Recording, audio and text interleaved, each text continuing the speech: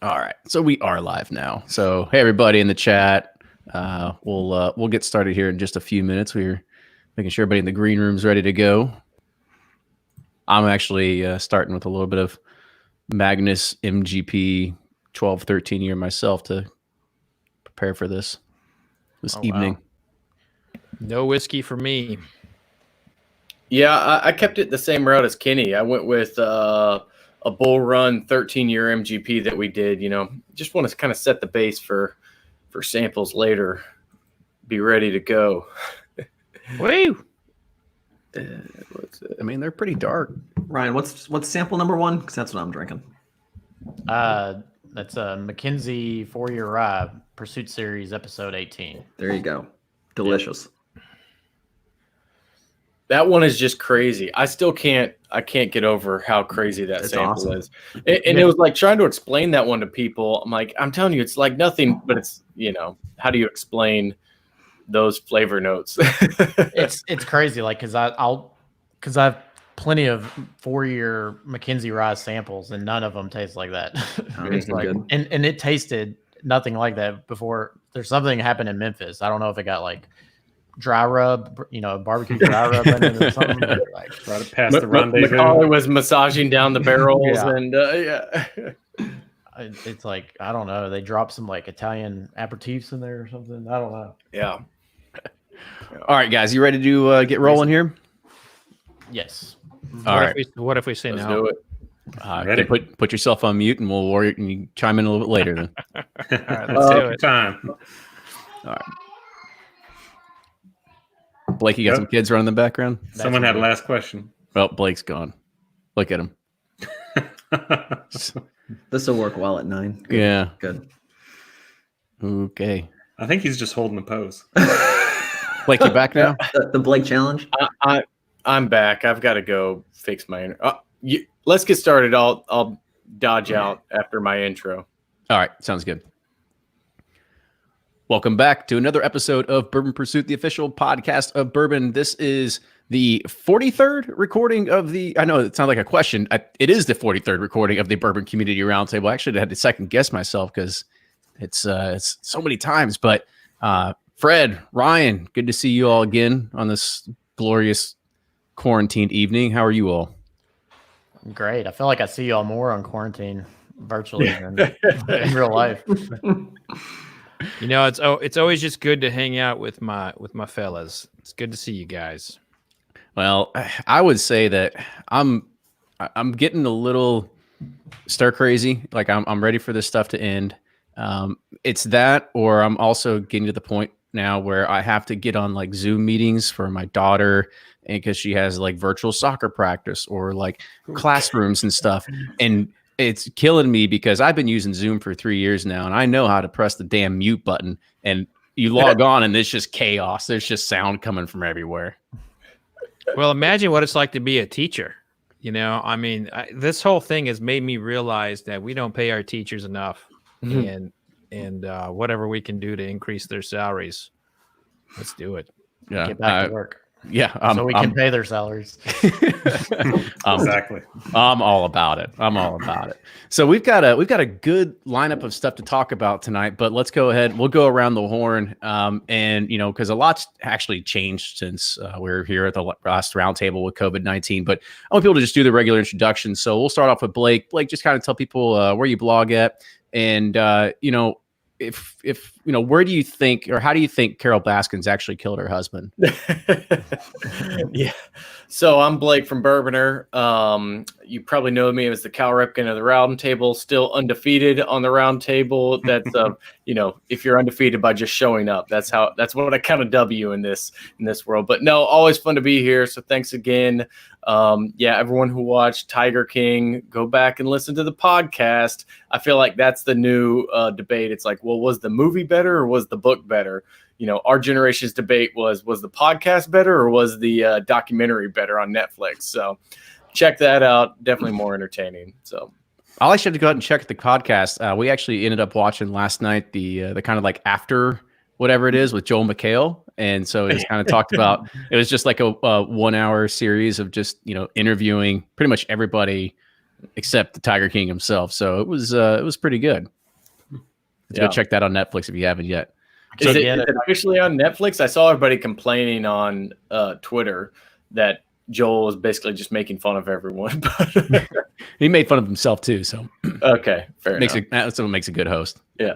He was also a tight end, so me and Joel McHale, something in common. We share that. We share that trait. Yeah, just go ahead and you can DM each other on Twitter and talk about it. Yeah, about the glory days. All right, Jordan, what do you think? Did she feed him to the tigers, or is he buried in a septic tank? Oh, 100% the tigers. Quick, easy. They were hungry. Why not? So this is Jordan from breakingbourbon.com. You can catch us all the socials at Breaking Bourbon. Make sure to visit the site for our near daily release calendar updates. Awesome. And Brian, what are your thoughts? Do you think Carol did it, or you think maybe she's clean on this one? I mean, you are the law here. Well, I'm going to throw you for a loop on this. I haven't seen it. I don't have Netflix. I'm also the person who avoided seeing Titanic and Avatar. So I try not to do those things. Yeah. I'm really exciting like that. Yeah. Mm-hmm. You avoided Titanic? Is that because you already knew at the end was going to happen? Knew it was going to happen, and people were too far into it. Well, it was too big. I guess I was contrarian on that. But I can't. I mean, I know from Twitter what's going on, but I'm clueless when it comes to it. But if you want boring stuff that's not up to date, come see Brian here. Right, Sipping Corn, mostly on Twitter, sippingcorn.com and bourbonjustice.com. Thanks for having me on again, guys. As always, man, always happy to have you here. So I guess the one thing we want to start talking about is because a lot has happened since the last time we had talked. I remember it was 3 weeks ago, and it was it's probably 4 weeks ago. 4 weeks before Saturday. 4 weeks ago, things were just starting to snowball, right? Just a little bit. And I know Jordan in Pennsylvania, there was talk of some things happening, but they hadn't closed down all the liquor stores yet. And then now they reopened them up somewhat online. What a hot mess. Yeah. So for those at home that don't know about PA, it's a state-run system, and it's beyond sloppily managed on a good day, right? So they shut down the liquor stores, but before they did that, they announced that they were going to shut it down. So there was, of course, a mad rush, and everyone ignored social distancing. And they also shut down online delivery. And then they've opened up online delivery maybe a week or two ago, but I have yet to talk to one person who's figured out a way to get in. And it was really funny. So they did an article, basically saying it came out touting the success of the online liquor store and how well it's going, right? And they basically measured it by saying, well, on a normal day, we process 4 orders an hour, but now we're up to 50 orders an hour, right? And you think about that, and that's for an entire state, right? So any other private business would go out of business a long time ago, and somehow PA spins that for a win. So it's been a hot mess. The good news, local distilleries around PA are shipping.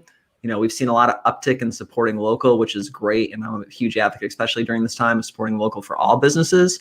So we've seen a huge influx of people around the state buying from their local distilleries or trying out new distilleries around the state, which is really nice. But boy, did the state just drop the ball on this one. And I guess that kind of goes into really the first subject when we look at the way that consumer demand has really changed from COVID-19. I mean, let's not beat around the bush. We've been touting this for a long time, and Blake's been on the forefront with opening Sealbox and trying to get shipping happening and making that happen. And then all of a sudden you see Drizzly and Instacart and Bart and all these different kind of services, they're going to meet 5 or 6x their annual projections now. And you now are also seeing every single liquor store, every single restaurant scrambling to get their online, or basically get their store online. I mean, and not only that, I mean, we'll talk about House Bill 415 in a little bit, but I mean, do we see that after this thing starts ending, after it's over, are we going to see some of these services start going back to normal, or do you think this is going to be the new normal? I think Pandora's box been open when it comes to liquor delivery, that's for sure. So, other businesses aside, I think consumers now are realizing, well, we should be able to, everything else can get to our doorstep. We should, be able to get liquor to our doorstep too. And the convenience is just there, right? I mean, if you can avoid a trip to the store, they don't have it in stock, all that stuff. Sure. And I think people are, once they get used to it, they're going to continue to expect that afterwards. And I don't blame them. And it's not going to take long to get used to this. I mean, if we can get drive up cocktails made ahead of us from the restaurant and get that, and if we can get curbside service or delivery service from the liquor store, I mean, it's the train's leaving the station already. I hope this lasts. One thing that I noticed that after I wrote that Forbes story, and I can't remember what the title was. It was something to do with like the pandemic, brewing a war between the distillers and wholesalers.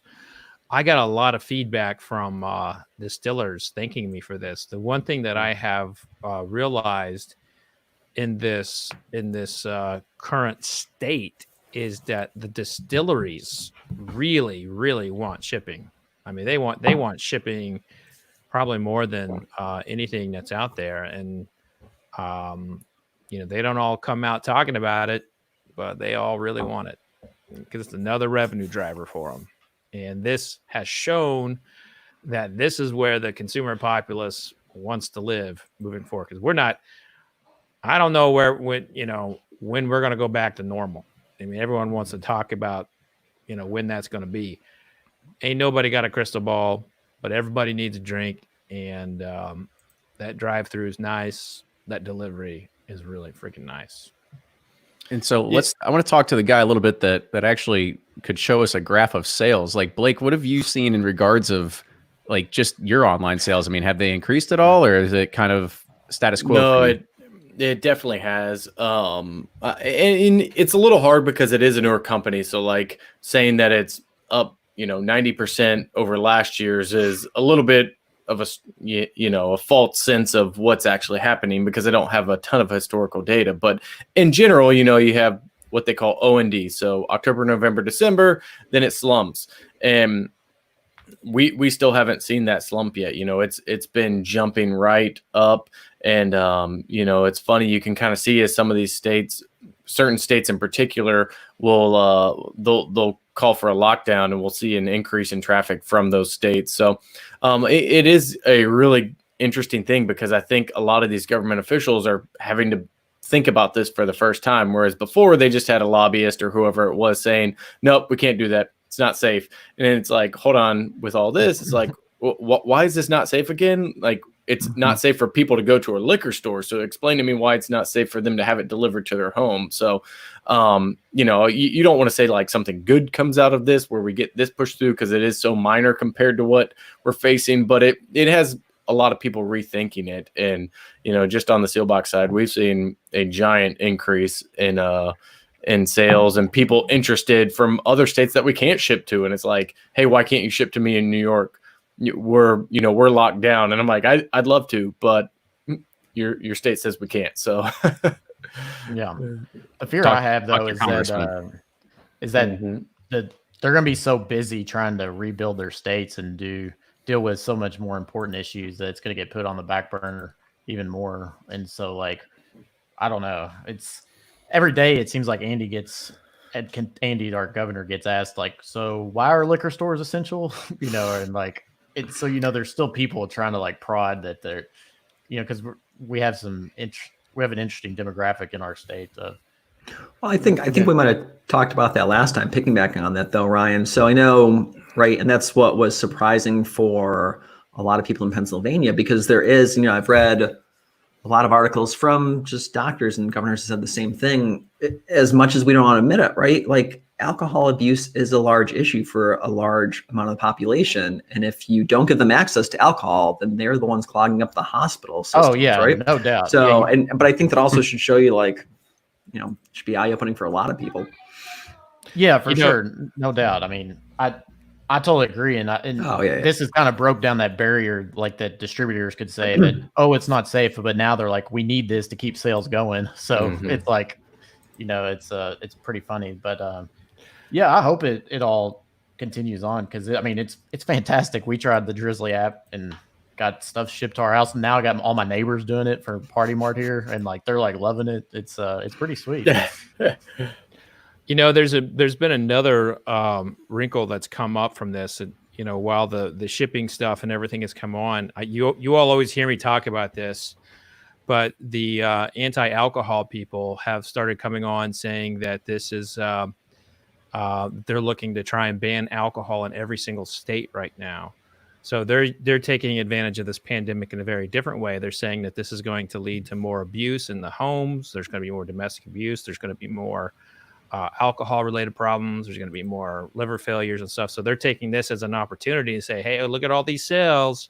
You know, our country, we're going to be hurting from this. We need to ban all liquor sales. I mean, that's some of the stuff that's also going on right now, backdoor and with legislators. I feel like we should make an amendment to the Constitution then, if that's what it's going to be. Sure. We should try that. Brian, that sounds easy. Yeah. Brian, you're not busy, right? No. Let's do that. Round 2. I know there's a surge in sales, but it's more of like a stocking up thing. Like I just don't see it continuing down this path. Like if things kind of slowly back open, and so like, is it stocking up, or have you guys seen those videos of people going on a jog, filming their neighbors' recycle bins? It's 17 bottles of wine, and bourbon bottles all over the place. So I don't know if it's stocking up.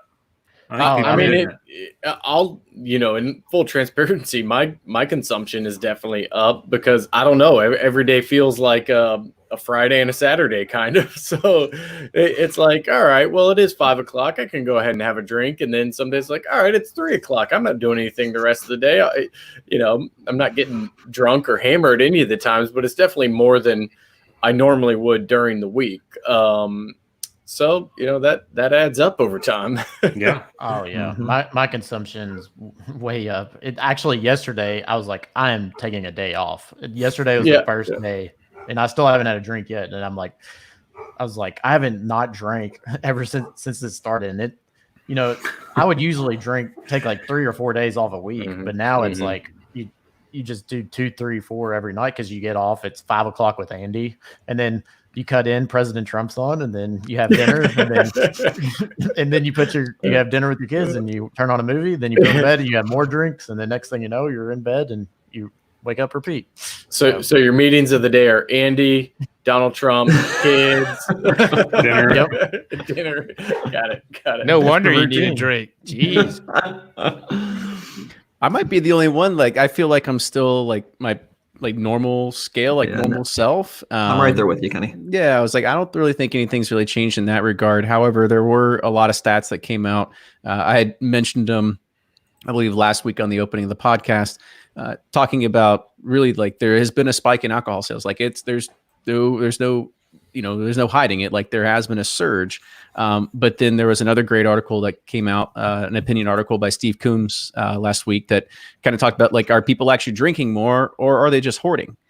Because if you look at the actual sales of things that are happening, it's a lot of like 1.75s and 1 liters of stuff. And so that equates to a lot of, unfortunately, Tito's, but there's also a lot of 1.75s of Maker's Mark and other types of, basically bulk whiskey that people are actually purchasing rather than going out and, getting this little 750 here or anything like that. People are actually making these big bulk purchases. However, I think most of us here have enough bourbon in their library or their choose any random closet in your house that could defeat the most general populace out there. So I tell you, I've been doing these nightly tastings, and I've been trying to be creative with the stuff I taste, and that's when I found that's the one way to like determine how much I really care about a bottle, because I'm finding myself being very reluctant to go into my stash of like 1930s to 1950s stuff, and I'm like, I know people want to see me drink that, but I can't do it. I can't open it up yet. I don't want to open it up for that. I want to open it up for something else. So maybe it will get there. But what I have noticed is that, yes, while we have a lot of stuff, it's very interesting to see what I am drinking, because, when I'm not, live streaming or something, I'm drinking something very different and it's not stuff that I wouldn't think I would be drinking. So just Evan Williams bottled in bond. It's funny, but that it's funny. mainlining it.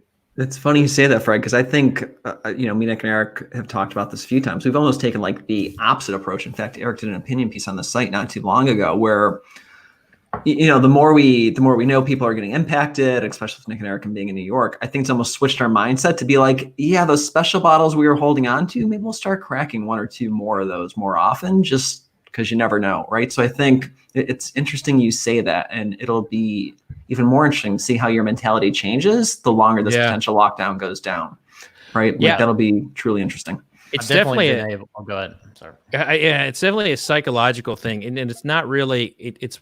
I'm definitely still drinking the good stuff. Don't get me wrong, but I mean, I've got some of those really, really rare bottles that I hunted for. I worked hard to get, and I was looking forward to like cracking them open with friends on like cigar night or something. And it's like, when the hell am I ever going to be around people again?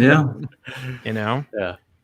I mean, I'd like to look at see that hopefully the light is at the end of the tunnel, but man, something tells me it's not though. I really want this to be over soon. But how do press conference today was pretty it's pretty grim still. Yeah.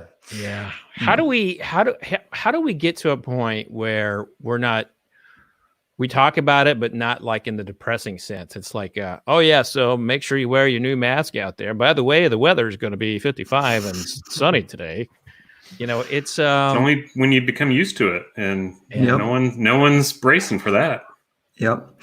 It's maybe a poor analogy, right? But in terms of, so think of when the smog index came out and, you go to a polluted city or a polluted country, stuff like that. And you used to be, oh man, the smog's like off the chart. Now it's just like, you go to LA or, whenever I go to India or anything like that, it's like, here's a smog for the day. Going to be bad for your health. Moving on. That's it. And you're like, oh, okay, normal part of life now. Right. It's just going to be kind of like that. Like viruses are breaking out. Just be extra protective today. All right. Great. Thanks. Don't lick trash cans. Yeah, right? Please don't. But there's a good question that came in from Brian here, and he's wondering if the distribution from distilleries and distributors is way down right now, especially with hand sanitizer production going on, along with folks being quarantined. I mean, what do you think is the short term and the long term outcome of what we're going to see here? So I actually talked with a couple people about this from the distributor aspect, and they were saying that basically their sales numbers were about pretty close to dead on what they were in prior months. And that's 100% because of off-premise. So they lost all of the on-premise and were able to make up the majority of it with off-premise sales. Now, for other distilleries who rely heavily on their tasting room, or that's even, they lost that part, which really hurts. But as far as like the big guys go, I don't know that they're that affected because the demand through distribution has been so strong because retail has been so strong. So I don't know. It'll be interesting to see how that all. I think the hand sanitizer thing is great for them just kind of giving back, but it's not really making up a huge part of their revenue. And ultimately, I think it's the smaller guys who are going to be affected who have a bigger, tasting room and all those kind of sales going on. Yeah, I mean, anybody who geared up for tourism is just looking at this scared getting to death. Slammed. Yeah, just scared.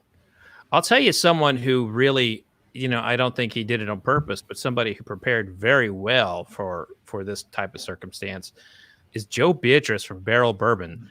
The guy did not focus whatsoever on tourism, and he created a model in which that he creates his own house style, but from other people's whiskey.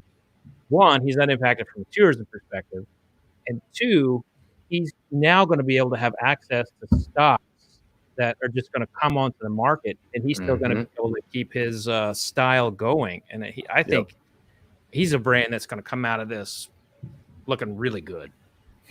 Which is funny because I feel like I always ask them that question. I'm like, you're in Louisville, you could have an awesome thing for people to come and see. He's like, no, we don't really want to do that, which is classic Joe. But I mean, I didn't really think about them. Like, they're set up perfectly to come out of this even stronger. So yeah. Yeah, and I think we'll talk about them a little bit more as we get to the next subject. But I kind of want to get Brian or Jordan's kind of thoughts if we see any kind of short or long term effects of these distilleries having been shut down or producing sanitizer. So sanitizer, I think it's great, right? I'll address that first. I think it's awesome. I think it's great. I have yet to see some hit areas, or at least even be available online. I think it's going to first responders, which is the right thing. So that's even better. But I was thinking about this the other day as I was going for a run on the treadmill, right? So all these distilleries the last 2 years have just dumped money in expanding their visitor centers, right? Woodford just opened up their new one, right? Buffalo Trace was doing a huge expansion. That was the whole shtick, right? Let's dump more money, let's think big thing, right? And then you have others like Fred pointed out, like Joe, who hasn't done anything, is in a really good spot. But those who have put all this money in there, it's almost a shame, because I don't know if it's ever going to go back to the way of having just a crush of people line up at a bar, right? Think of going to a Woodford for a Buffalo Trace on a Saturday, right? With all the tourists, everyone's just lined up, getting shots and tasting their samples and stuff like that. And that may never go back to the way it was. And, they might be regretting that influx of cash they just put in that visitor experience now. I mean, I think it'll come back to at least some extent, but that's never where they're making their money. I mean, they have to get the people there in the first place, and there are a lot more people who are drinking Woodford than ever make it to that tour or to any of the distilleries.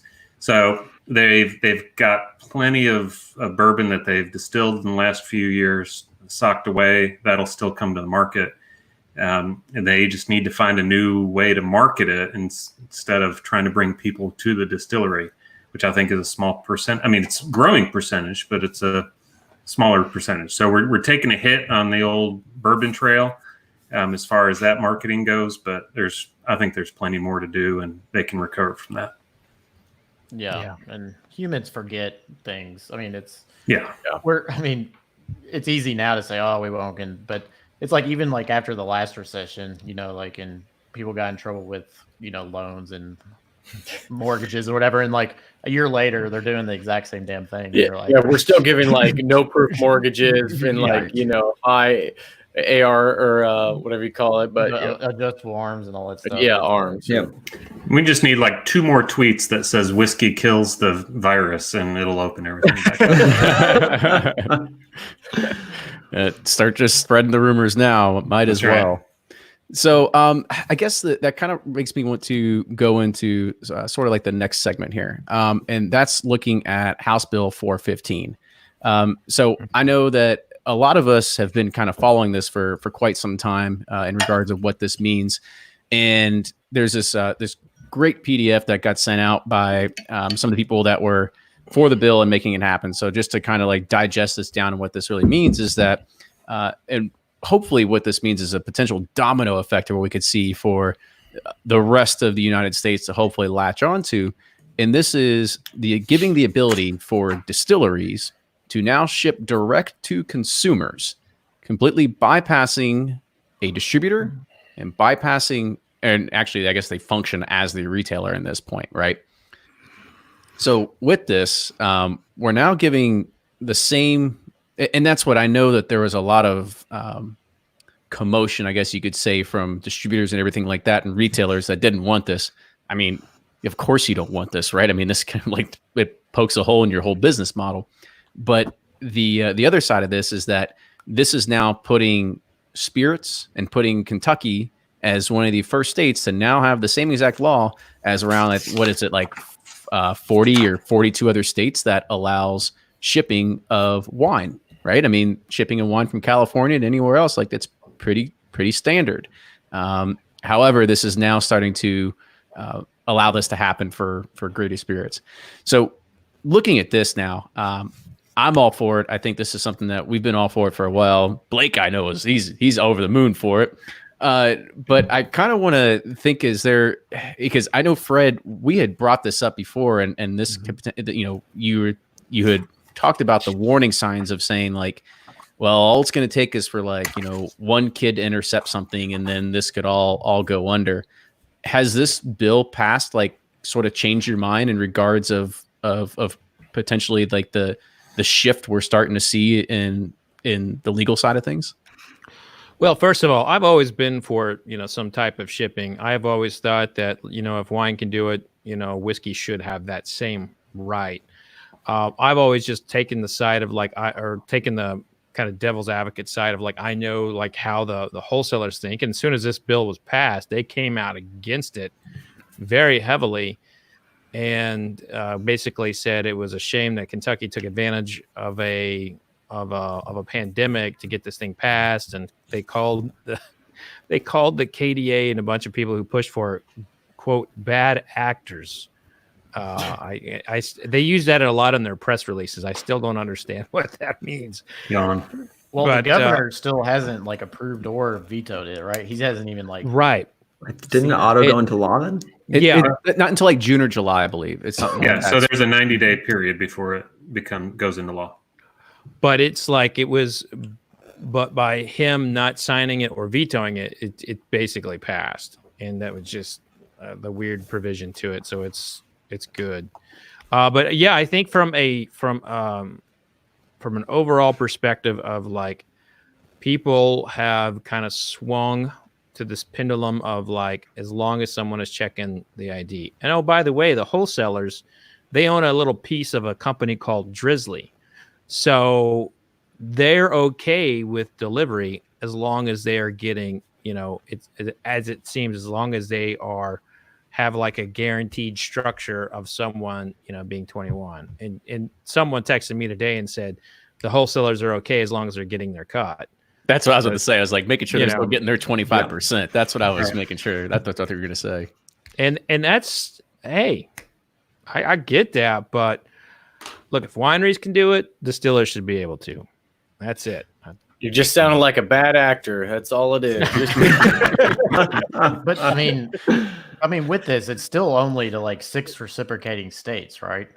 So no, it's more than that. It's 12, I believe. Yeah, it's a handful, but yeah, it's a handful, and it's in that release. But some of the big wine states aren't on there, so California's not on there. But Rhode Island. What are we going to get from Rhode Island or Hawaii? I mean, hold on now. Rhode Island's got some decent distilleries there. Oh, do they? Okay, shows you what I know. All right, so here are the states: Alaska. Oh boy. Arizona. You know what? No.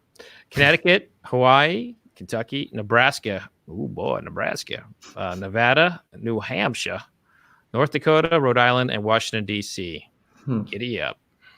Yeah, I mean, when I look at this, though, I try to picture it from, and I think this is one of the things that Chris, one of the people that helped draft this and lobby for it, kind of looked at this as really the first domino to fall, right? I mean, this is a radical change in consumer demand and the way that laws have to now adapt to what we're going through. I mean, I think John Henderson said it in the YouTube chat a little bit earlier, it only took a global pandemic for us to finally move the industry forward. Right. And if you look at that, I think we are moving in the right direction.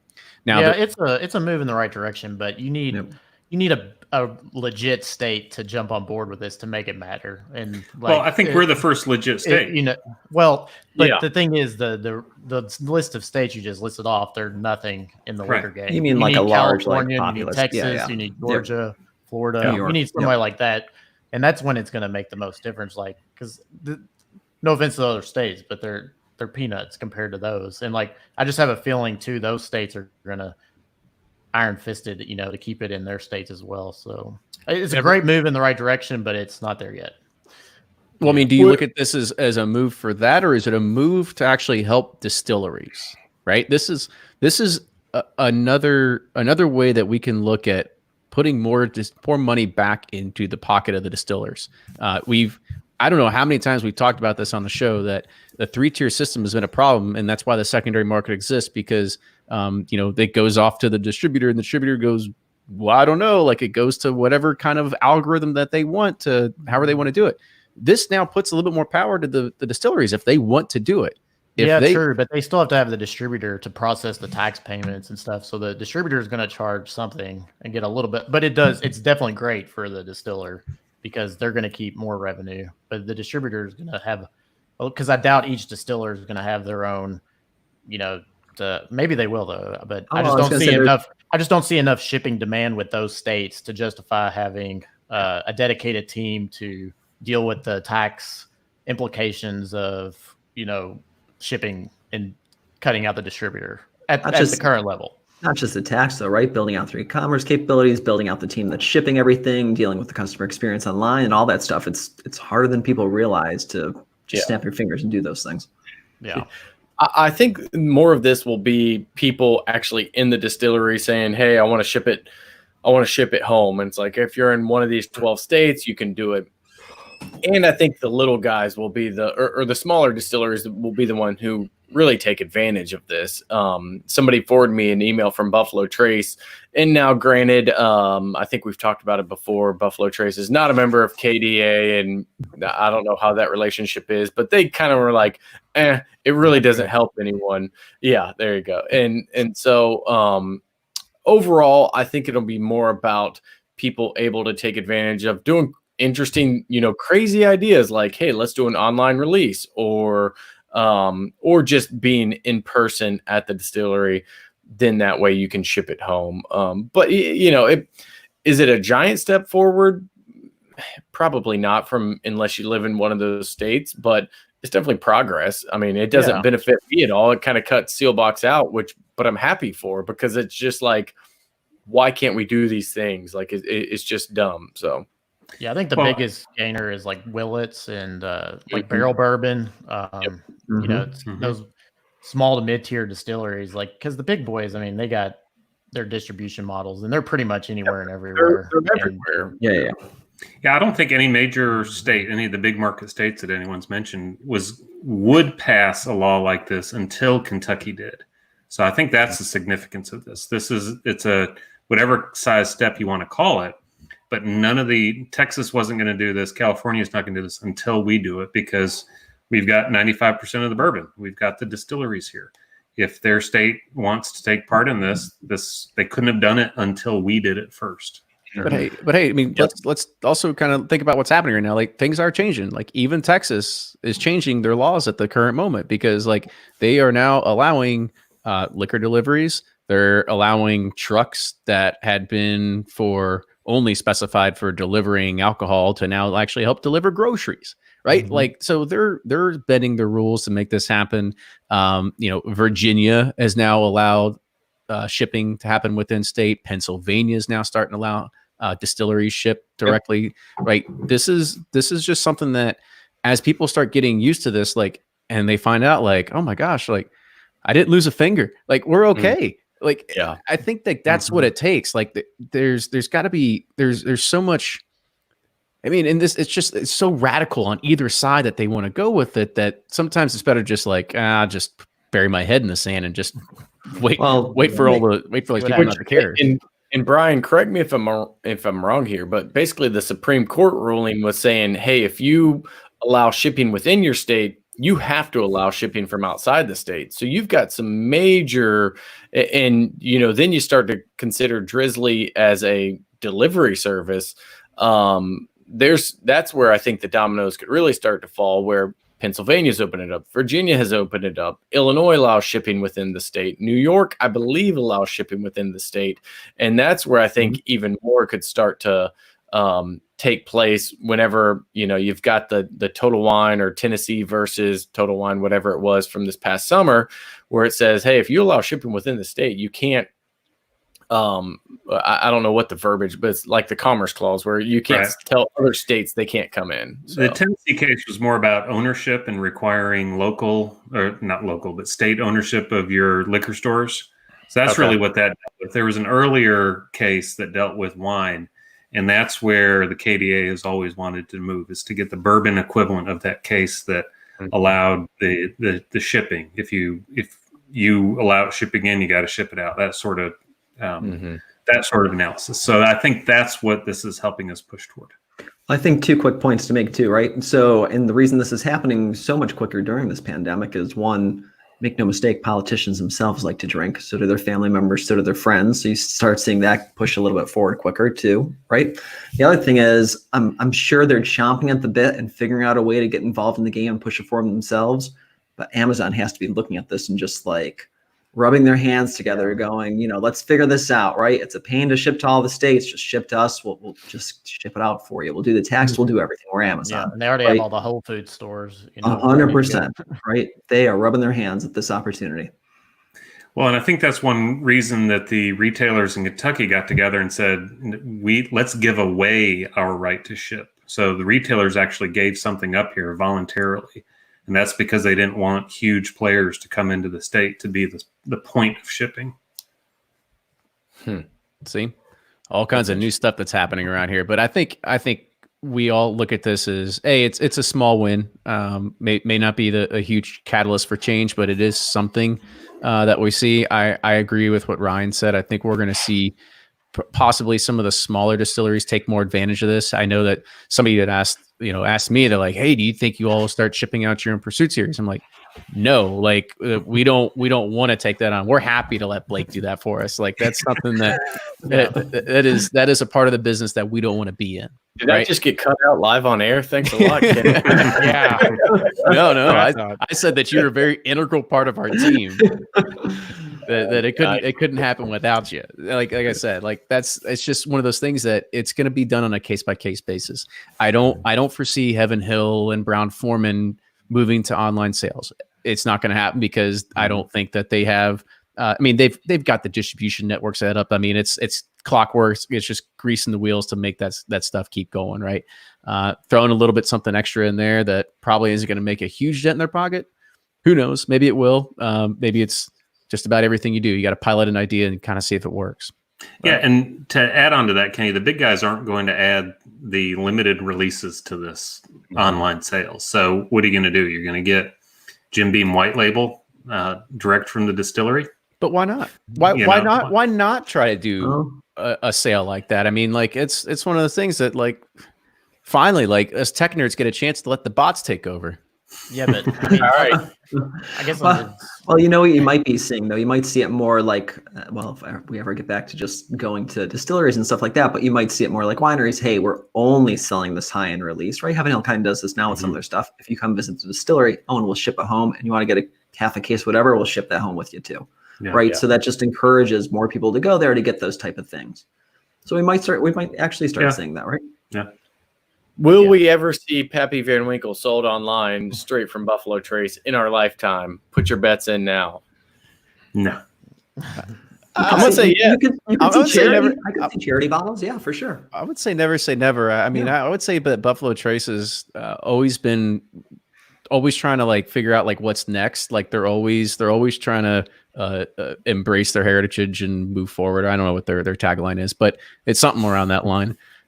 But whether it's them or whether it's their marketing agency, whatever it is, they're doing all kinds of fun stuff of getting Harlan and finding somebody that makes knives and somebody that is cooking over an open fire and creating web series and cocktail competitions on web series. Like they're doing all kinds of stuff that perhaps not a lot of their distillers are doing. So I wouldn't put it past them that they would potentially make it happen one day. So who knows? We're cranking out a lot of whiskey right now. So in 10, a lot of warehouses. There's going to be a lot of shit to sell. So they'll sell it any way they can. That too. Yeah. And so, when we talk about everything that's being sold, we've talked about high numbers, like skyrocket volumes and everything like that. And I think it was probably 2 or 3 weeks ago that there were a lot of press releases coming out. A lot of companies are donating $50,000, $500,000, $1 million to these relief funds. And I had somebody that sent me a message and they're like, 1 million? That's it? Like these companies are doing billions in revenue and they're just donating $1 million to the people on the front line. And not only that, as I think they're also, they switch over to making some sanitizer here and there. Like, in your opinion, as you look at some of these companies that are doing upwards of $1 billion a year, or they're doing hundreds of millions of dollars a year, and they're only donating one to charity. Like, do you think it's a little just a drop in the bucket, or you think they should be doing more?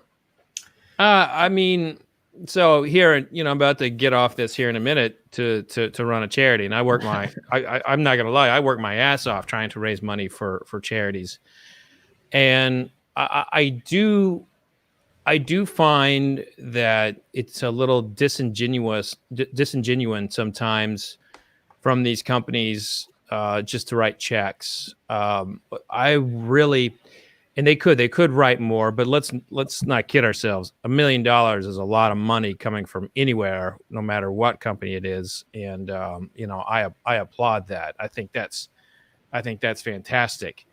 But I don't know if they could donate more because they still got salaries. They still got products, they still got equipment, they still got people they have to pay.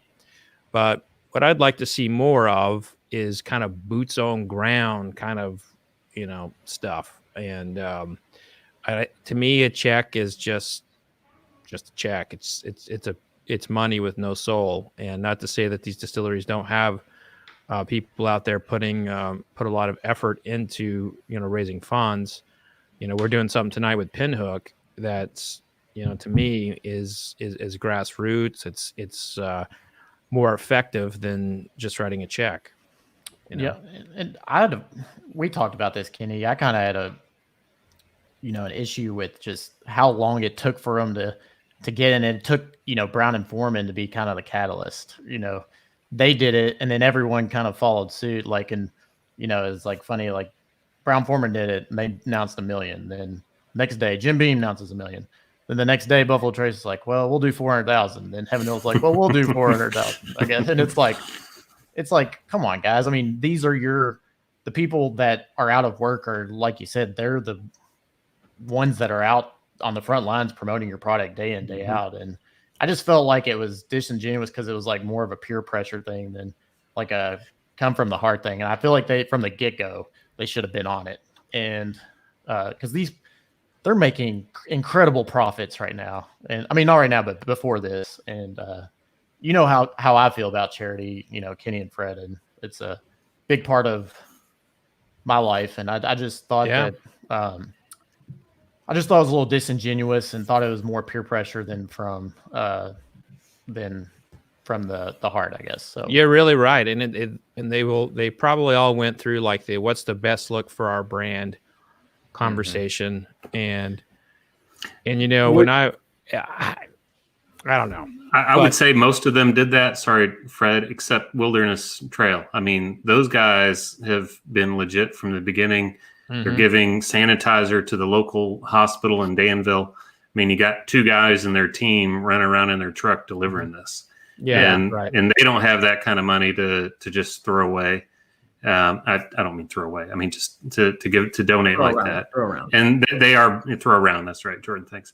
So they do have boots in the ground. So, I mean, you've got some good people out there. I think you all are right. You got some people out there that are running it through the marketing, and they did test markets before they announced the dollar amount. I mean, I don't doubt any of that kind of stuff happened.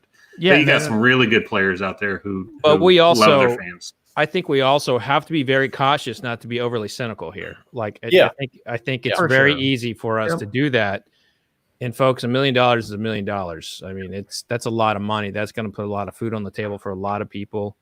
And, I loved what Brown Foreman did. One of the things that Brown Foreman did outside of just writing a check is that they donated their kitchen and their kitchen staff to provide meals through April, for people in their neighborhood and their surrounding areas. And folks, those are not good parts of town. So those are people who, take the bus line and get and work a position, that's gone right now. And so that's the kind of stuff that's not disingenuous. It's really about like their community, and you are seeing it.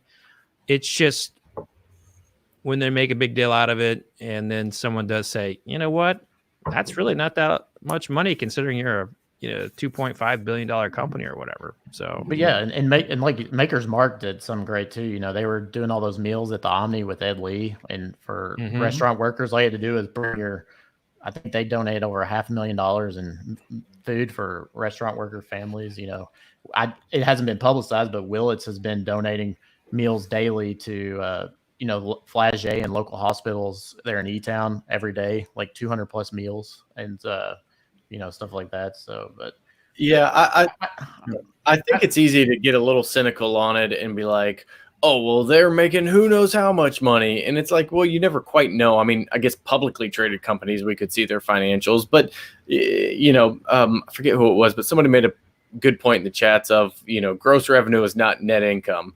And so why we could say they had $1 billion in sales, who knows? Maybe they're investing in other things. And so, kind of like what Fred said, $1 million is $1 million. That's still a lot of money. Do you like to see that it was kind of like a domino effect of, hey, they did it, so I did it? I don't know. I kind of like that because it's like, you kind of, this person doesn't want to be outdone. So then they're going to donate $1 million too. Well, that's still another $1 million that's going to somebody who needs it. I try not to get cynical just because I feel like I've seen both sides of it. Like the money spends the same, whether it came from an altruistic standpoint or whether it came from, hey, let's give them $1 million and then spend $5 million promoting our good deed.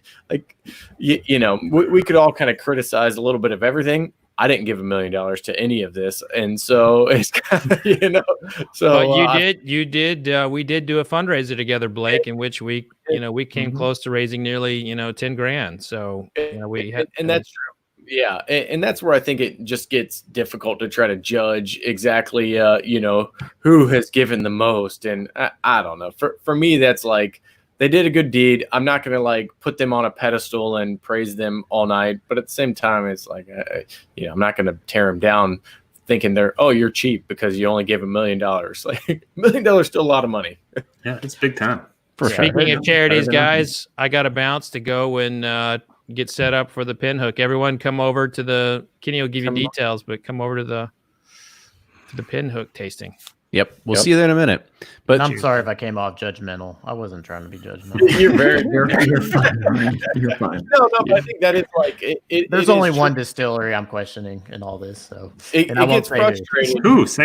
No, definitely not. Don't say anything. No, but it does get frustrating. Like I'm not gonna stand here and say that. Like you see these huge companies just giving what looks like chump change, and then it is frustrating. But at the end of the day, it's like it's still. I don't want to spend my time thinking about what they could have given versus what they actually did. Like keep it moving a little bit. We got better things to do. Yep. All right. So let's end this on a high note real quick. We got about 2 minutes left. So when all this is over, what do you think is going to be the best thing that's going to come out of COVID-19?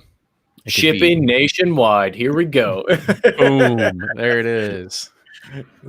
I think for me, it's like I don't know about you all, but I've like talked to my neighbors more than I've ever have. And I don't know, it's just kind of created that neighborhood of feel, even though it's like 6 feet away. Like the other day, my neighbor like found out I was in Bourbon. He's like, I make a great Manhattan. He dropped it off on my porch. And now I'm like taking my Manhattan over there. And I hadn't talked to him in 4 years, like, I don't know. So that's kind of cool. But I'm on a small cul-de-sac and I learned the name of one of my neighbors whose wife is pregnant. It's like, okay, good. How do I not know that? They've been living on the cul-de-sac for, I don't know, 4 years, guess. Yeah. But so I'm meeting the people on the short street that I'm on. And then overall it's going to be appreciation for friends. I mean, and that human contact. Yep. Now being isolated is going to be so much easier now because we're just going to be used to it and all the technology is going to be there.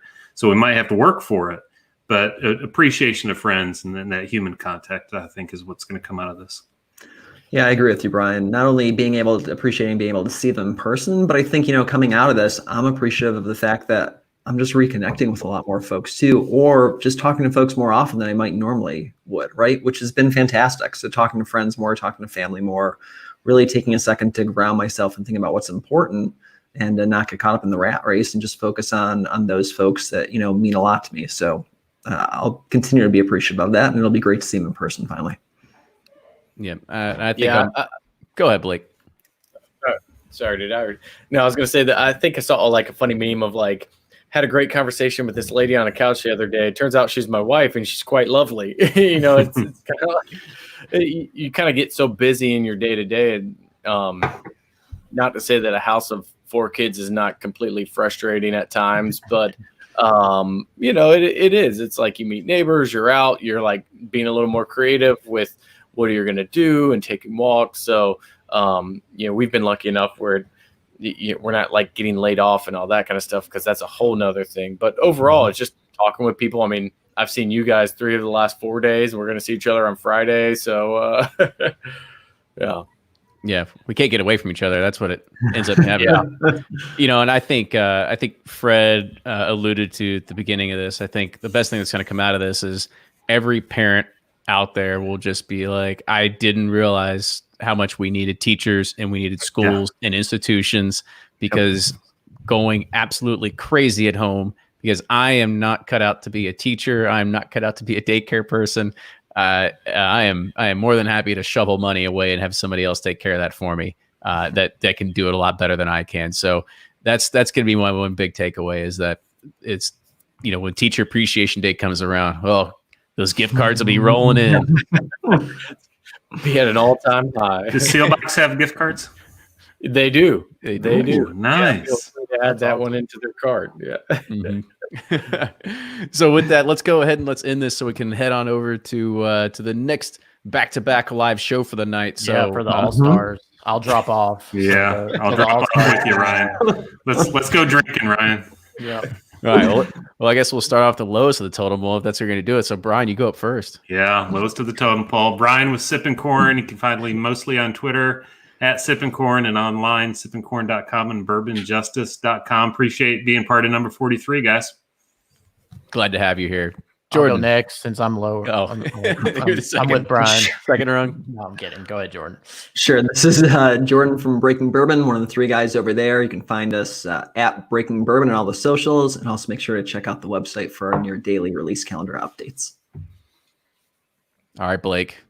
All right, on me, I'm Blake from Bourboner. Always fun to be here. Really appreciate it. These are always fun. We kind of joke about, being bored and drinking bourbon, but this is always a good time. Was disappointed I couldn't get my chats to work, so wanted to jump in the chats a little more tonight. But we got another one coming up Friday, so we'll do it again with some more blind tastings. But guys, always fun having me, so appreciate it. Absolutely. Well, that'll do it for tonight. Cheers, everybody. Thank you again for joining the 43rd recording of the Bourbon Roundtable. And let's get the arrest of Carol Baskins happening. Just kidding. With that, cheers, everybody. And we'll talk to you relatively soon. Bye. Cheers, guys.